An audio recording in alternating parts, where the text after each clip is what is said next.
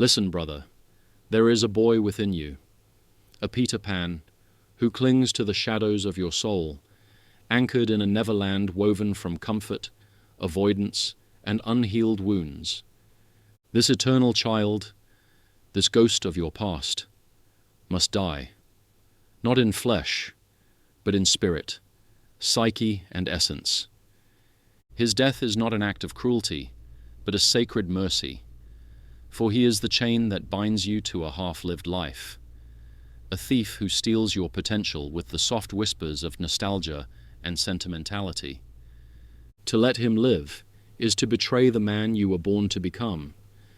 This is the Peter Pan syndrome, a psycho-spiritual paralysis, a refusal to step into the fullness of manhood, a lingering in the cradle of childhood where safety masquerades as freedom. Carl Jung named this shadow the mother complex, an invisible architecture forged in the crucible of your earliest bond. Your mother was your first universe, her smile your salvation, her silence your sentence, her love the currency by which you measured your worth. But what you inherited from her was not merely love, it was a script, etched deep into your unconscious, teaching you to chase approval, to dread rejection, to believe your existence must be earned through performance. This script is not your fault, but it is your burden, and it is yours alone to rewrite with the ink of courage and the fire of truth. In your relationships with women, you do not see them, you see her. The mother archetype, a primal force from the collective unconscious, is projected onto every feminine face, transforming each woman into a mirror of your unhealed longing. You do not love, you reenact a ritual of yearning. You do not connect, you compensate for a wound you cannot name. You seek not a partner, but a savior, a surrogate mother to heal the fracture your own mother could not mend. Jung's warning echoes like thunder. What is not made conscious will be lived as fate. Your relationships are not failures. They are repetitions, sacred dramas where the boy within you kneels before a ghost, begging for the approval he never received. You call it chemistry, but it is repetition. You say, "She completes me," but it is regression, a return to the breast of emotional security you were once denied. No woman can bear the weight of this unconscious child, this expectation that she save you, soothe you, forgive you, complete you without ever being asked. When she fails to fulfill this impossible role, you feel abandoned, not by her, but by the wound she unknowingly reopened.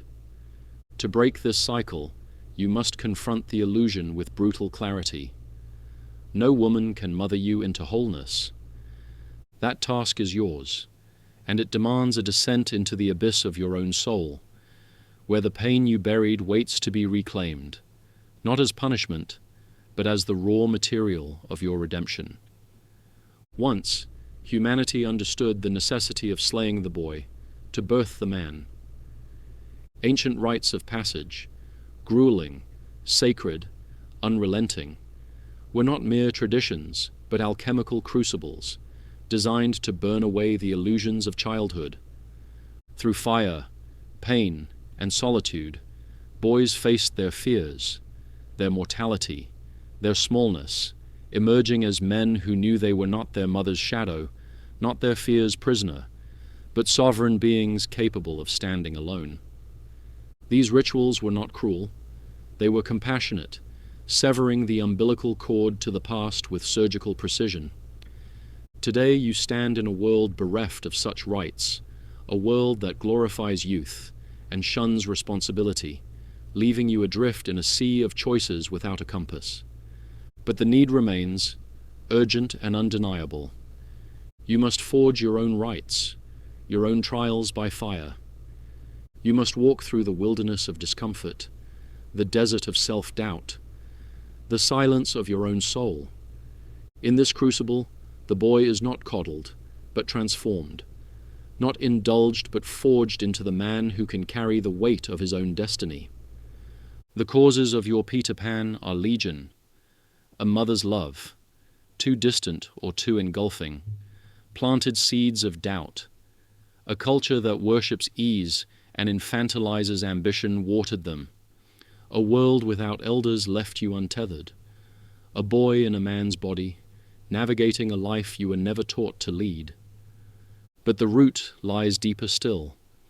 A loyalty to the boy who survived by pleasing, by hiding, by refusing to grow. This loyalty is your prison, a chain forged in love, but maintained in fear. To evolve, you must betray it, not with anger, but with compassion. You must whisper to the boy, "You did what you could. You survived. Now rest. I will carry us forward. Your mother is not your enemy, nor is she your God. She is human, wounded, a vessel of her own shadows, shaped by a world that broke her long before you were born. To mature, you must differentiate, not reject her, but release her from the throne of your psyche. Jung called this individuation, the sacred process of becoming whole by integrating the shadow, the pain, the boy.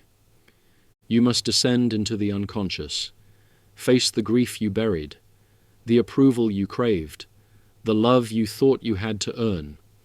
This descent is not weakness. It is the highest form of courage. It is the act of fathering yourself, of becoming the protector you never had, the guide you always needed. It is soul surgery, cutting away the illusions that keep you tethered to a past that no longer exists. You must see her not as goddess or villain, but as a woman, limited, human, flawed. Until you do, you are not loving her. You are worshipping a myth, or battling a specter, both of which keep you broken. Ask yourself the question most men fear. Are you choosing your life, or are you still proving your worth to a mother who has long since stopped watching? The answer will burn, but it will also illuminate the wound you've carried in silence. In your relationships with the world, the boy scatters himself, chasing validation in applause, in conquest, in noise. He performs, he distracts, he flees from silence, because silence forces him to face himself. But the man gathers himself, rooted in purpose, unshaken by rejection. He does not seek the world's approval. He grants it to himself.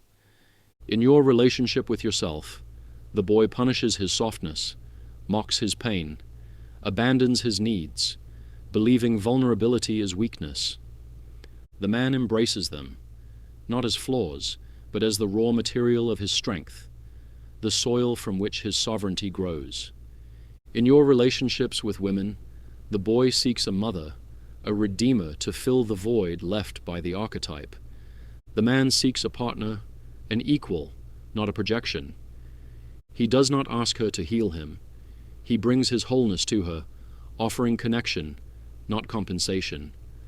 To reach this, you must kill the boy daily, not with violence, but with discipline, with intention, with a refusal to let the past dictate your gaze. This is not a one-time act, but a relentless vow, to outgrow the habits that chain you, to outlast the doubts that haunt you, to outshine the shadows that dim you. There is a loneliness no one speaks of, a quiet desolation that lives inside a man who has abandoned himself. He wakes, performs, smiles when expected, but beneath the surface, a child curls in the corner of his psyche, unseen, unheard, still waiting for the warmth that never came. Jung taught that what remains unconscious does not vanish. It lives on as fate. The greatest fate of the unhealed man is this: he becomes the very presence he once needed, but never received, not toward others, but toward himself. He tells himself to toughen up when he needs compassion, pushes through exhaustion when he needs rest, mocks his sadness, and punishes his vulnerability as if they were crimes. This is the final frontier of the mother complex. emotional self-abandonment. You think you're stuck because you're lazy, that you haven't succeeded because you lack discipline. But what if the truth is darker? What if you're not failing? You're being loyal. Loyal to an unspoken pact, a myth that whispers, if my mother struggled, who am I to thrive? If she lived unloved, how dare I feel chosen? If she carried pain her whole life, what right do I have to be free?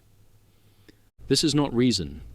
It is emotional gravity, pulling you back to the psychic atmosphere of your childhood, to a room you outgrew physically, but never left psychologically. Jung called this an archetypal possession, where the mother's pain becomes your identity, her sadness your relic, her unhealed wounds your inheritance. You become her echo, her shadow, her second chance, not consciously, not maliciously, but faithfully, as a son trying to make right what was never his to fix. The paradox that breaks most men is this: you cannot honor your mother by suffering alongside her.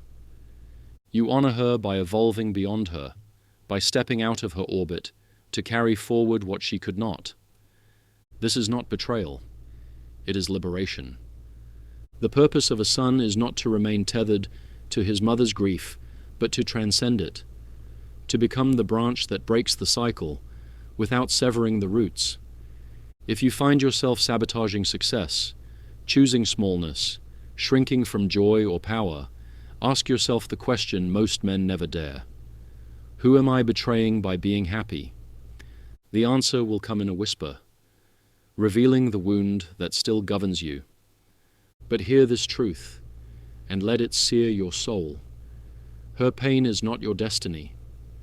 She gave you life, yes, but what you do with that life is your offering back to her. You are not here to repeat her story. You are here to complete it, to transcend it, so that one day when you look into your own reflection, you see not her sadness, but your sovereignty, a man who has claimed his right to exist without apology. Peter Pan must die, not because he is evil, but because he is incomplete. His death is not an end, but a resurrection, a daily act of becoming. Each time you choose discipline over ease, purpose over distraction, truth over illusion, you bury the boy and birth the man. This is not a phase but a lifestyle, a relentless commitment to never retreat, never repeat, never recycle who you've been. It is a vow, not emotional, but strategic, built into your habits, your schedule, your non-negotiables. You must develop an intolerance for your own excuses, an allergic reaction to stagnation, a disgust for mediocrity so deep that the thought of remaining the same becomes unbearable. The world does not need another boy lost in Neverland, chasing shadows and fleeting pleasures. It needs you, the man who dares to grow, to love, to lead, not as a reaction to his wounds, but as a creation of his will. The greatest tragedy is not that you were wounded. It is that you let the wound define you. You think success is kind, that it will wait for you to feel ready. It will not. Success is ruthless, demanding that you shed every belief that coddles your weakness, every habit that comforts your fear, every identity that keeps you small. You must become the man who does not wait for motivation, but lives by standards, who does not seek approval, but grants it to himself, who does not ask, "Can I be great?" but expects greatness because he lives in a way that makes it inevitable. This transformation is violent, not in anger, but in intensity. It requires you to outwork your doubts, outthink your fears, outlast your temptations. It demands that you betray the boy who settled, who hid, who hesitated. Betray him not with malice, but with love, for he was the scaffolding of your survival. But he cannot carry you to your destiny. You must replace him with a man forged in discipline, sharpened in solitude, built in silence. This man does not chase success. He attracts it because he embodies it. He walks taller, speaks clearer, leads stronger, not because he is special, but because he is willing to pay the price in discomfort, to walk alone when necessary, to demand more of himself than anyone else ever did. The world will tempt you to stay small, to cling to the familiar, to romanticize your distractions. Ignore it. When doubt whispers, "Just this once," respond, "Not anymore." When fatigue says, "You've done enough," ask, "Enough for who? The boy I was, or the man I'm becoming?" Your old self will not leave quietly. He will claw, bargain, rationalize, starve him. Replace him with rituals that choke out weakness, with standards so high they suffocate complacency. Immerse yourself in the life you were meant to live. Read what strengthens you. Listen to what sharpens you. Surround yourself with those who remind you of your greatness, not your excuses. Audit your circle, for growth will make you outgrow people, and that is not betrayal. It is alignment. Some will call your evolution arrogance. Let them. They are addicted to the version of you that made them comfortable, but you were not born to remain small for their approval. You were born to become fire, and fire does not apologize for burning away what cannot come with it. Your evolution is not poetic, it is violent, a daily demolition of thoughts, behaviors, and boundaries that no longer serve you. It is a war between who you were and who you are destined to be. Fought every morning, every decision, every act of resistance against the voice that says, "Stay the same." Stagnation is not safety, it is suffering disguised as comfort. The man who refuses to grow chooses a slower, quieter pain, waking one day, surrounded by mediocrity, buried in regret, haunted by the man he could have been. Be ruthless with your evolution. Bury the boy beneath a mountain of discipline, a standard so high he could never climb back. Your future self, the one with power, peace, and purpose, is already within you, trapped beneath the weight of your current habits, suffocating under your excuses, screaming behind your distractions. Set him free, not with dreams, but with action, with intensity, with an unshakable commitment to a life that demands your best. You are not here to fit in, you are here to rise. Rising requires that you offend your past, disrupt your patterns, kill off every version of yourself built to survive so you can thrive. The lazy you, the anxious you, the overthinking you, the insecure you, they were forged in pain, in conditioning, in compromise. They are not who you are. They are who you learned to be. Unlearn them through action, through repetition, through the daily choice to show up for your future self as if your life depends on it, because it does. Success is not a gift, it is a demand. It is taken through discipline, through pain, through the relentless refusal to negotiate with your limitations. You will feel tired. Keep going. You will feel fear. Push forward. You will feel doubt. Act anyway. The only way to silence fear is to outgrow it. The only way to destroy doubt is to drown it in progress. The only way to kill the boy inside is to starve him of indulgence and feed him discomfort. Your transformation is not a moment, but a series of moments where you choose courage over comfort, clarity over confusion, creation over convenience. This choice becomes your identity, a man who no longer resembles the boy he was. You don't just have better habits. You don't just have a stronger mind. You have become someone else entirely, someone whose results are not random, but engineered, whose life is not a hope, but a demand. People will feel it. They may not know what's changed, but they'll sense the shift in your presence, your posture, your voice. You no longer speak to life like a beggar, but like a builder, declaring, "This is my standard, my path, my legacy." Anything that does not align, habit, relationship, thought, will not survive. There will be grief in this process, grief for the boy you used to be, the one who was liked, accepted, predictable. Grieve him quickly, for he was keeping you average, and you were not built for average. You were built to embody fire, to carve your name into history with work ethic, vision, and unbreakable will. The greatest tragedy is not that you were wounded. It is that you let the wound define you. The boy inside dies, not with blame, but with love.